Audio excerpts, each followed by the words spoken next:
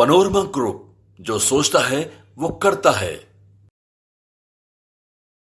नमस्कार, भारत लाइव देख रहे हैं आप। बिहार में 40 लोकसभा सीटों पर हर दल अपने उम्मीदवार को लगभग फाइनल कर चुके हैं।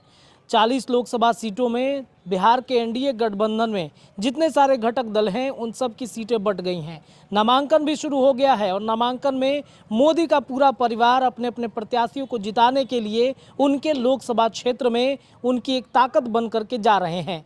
बिहार के एनडीए गठबंधन में सीट बंटवारा को लेकर कई बातें उत्पन्न हुई थी, कई झगड़े सामने आ रहे थे, मनमुटाव सामने आ रहे थे कि सीट बंटवारे में चिराग पासवान से लेकर जीतन राम मांझी, उपेंद्र कुशवाहा सभी नाराज चल रहे हैं। आपने देखा महागठबंधन में भी सीट को लेकर के कांग्रेस और राजद के बीच में काफ़ी तल्खियां उत्पन्न हुई हैं। कांग्रेस को 9 सीटें, हालांकि अंततः राजद ने फाइनल तो कर दिया है, लेकिन आज भी कुछ सीटें ऐसी है जैसी पूर्णिया की सीट, इस सीट पर लड़ाई अभी भी जारी है। पप्पू यादव वर्सेस बीमा भारती हो चुका है।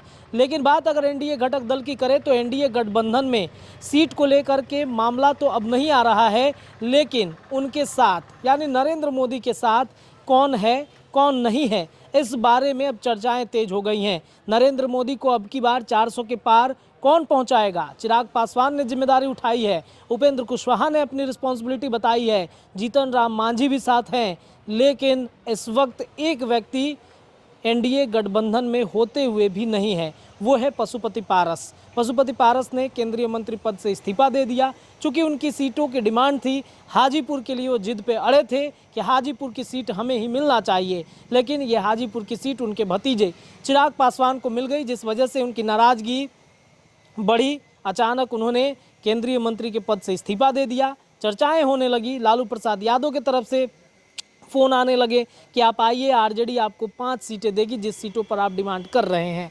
बात वहाँ भी नहीं बनी। पशुपति पारस को लालू प्रसाद यादव तो महागठबंधन में लाना चाहते थे, लेकिन तेजस्वी यादव नकार रहे थे। अंततः बात ऐसा हो गया कि ना पशुपति पारस एनडीए के रहें, ना महागठबंधन के रहें।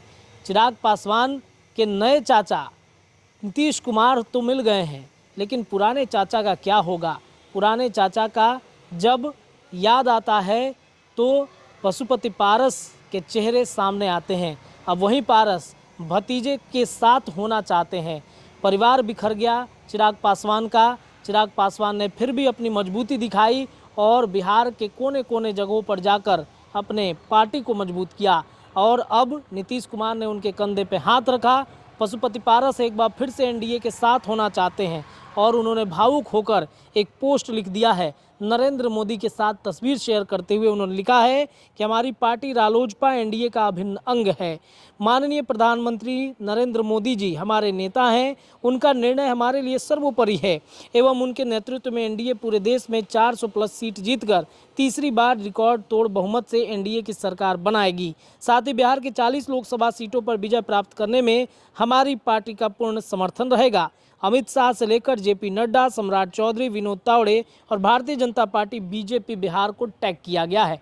यानी कि पशुपति पारस को न तेजस्वी ने वैल्यू दिया और ना ही तीसरे मोर्चे की तरफ वो बढ़ सके। तो उन्हें लगा कि एक बार फिर से नरेंद्र मोदी के पास चलना चाहिए। पुराने घर की याद आती है, पशुपति पारस वापसी कर रहे हैं।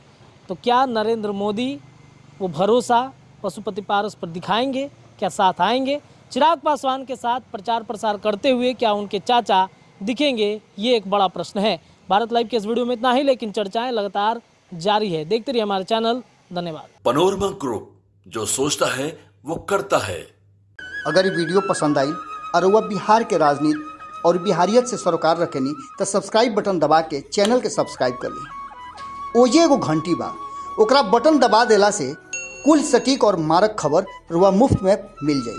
अगर रुआ पत्रकारिता के हमनी के नया प्रयोग में सहयोग कर चाहतानी तो ज्वाइन बटन दबा दी। पेटीएम नंबर नोट कर ली 9386816700। धन्यवाद।